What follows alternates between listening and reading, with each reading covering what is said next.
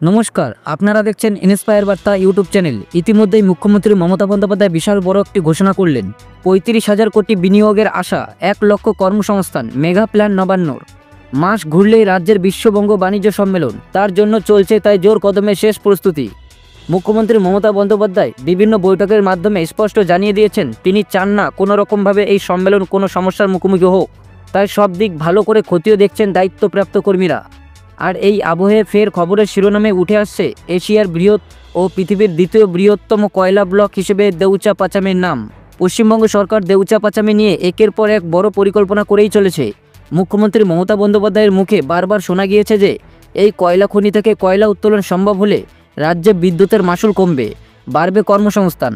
তার জন্য টেন্ডারের ব্যবস্থা করার কথা অনেক আগেই বলেছিল প্রশাসন। অবশেষে সেই প্রতীক্ষার অবসান ঘটতে চলেছে। দেউচা পাচামির কয়লা খনি থেকে কয়লা উত্তোলনের পথে আরও এক ধাপ এগোলো নবান্ন। গ্লোবাল টেন্ডার ডাকল পশ্চিমবঙ্গ সরকার। বিশেষ সূত্রে জানা গিয়েছে, গত বছরের শেষে অর্থাৎ 20 ডিসেম্বর এই গ্লোবাল টেন্ডার ডাকা হয়েছিল।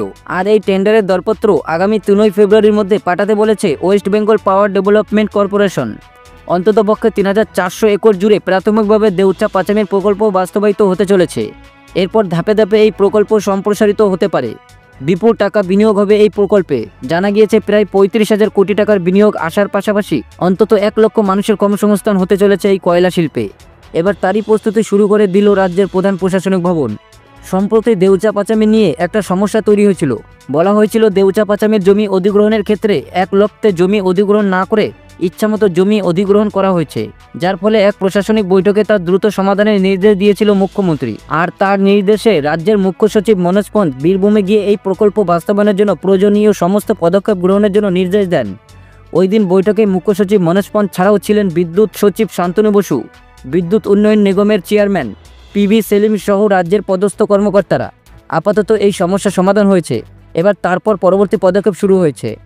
এদিকে ইতিমধ্যেই আরও একটি গুরুত্বপূর্ণ খবর বেরিয়ে এসেছে।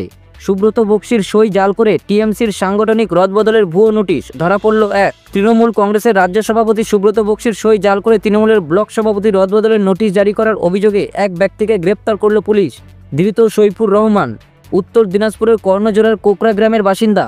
রবিবার ধৃতকে রায়গঞ্জ আদালতে পেশ করলে অভিযুক্তকে 4 দিনের পুলিশ হেফাজতের নির্দেশ দিয়েছেন বিচারক।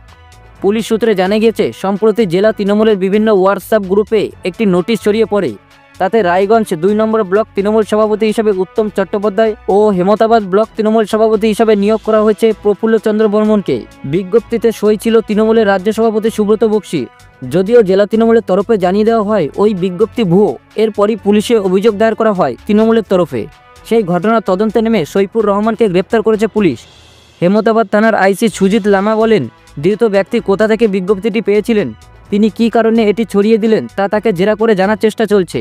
হেমতাবাদ ব্লক তৃণমূল সভাপতি আশরাফ উল বলেন, কেউ বা কারা ভুয়ো বিজ্ঞপ্তি ছড়িয়ে দলের কর্মীদের বিভ্রান্ত করার চেষ্টা করছে। দলের নেতৃত্বে সই জাল করে ভুয়ো বিজ্ঞপ্তি তৈরি করছে তারা। বিজেপির দাবি, তৃণমূলের অন্তর্দ্বন্দ্বের জেরেই এই কাণ্ড। এলাকা দখলের রাজনীতিতে পিছিয়ে পড়ে ভুয়ো বিজ্ঞপ্তি জারি করিয়েছে তৃণমূলেরই একটি গোষ্ঠী। আর সেজন্য দলের রাজ্য সভাপতির সই জাল করতেও পিছুপা নয় তারা।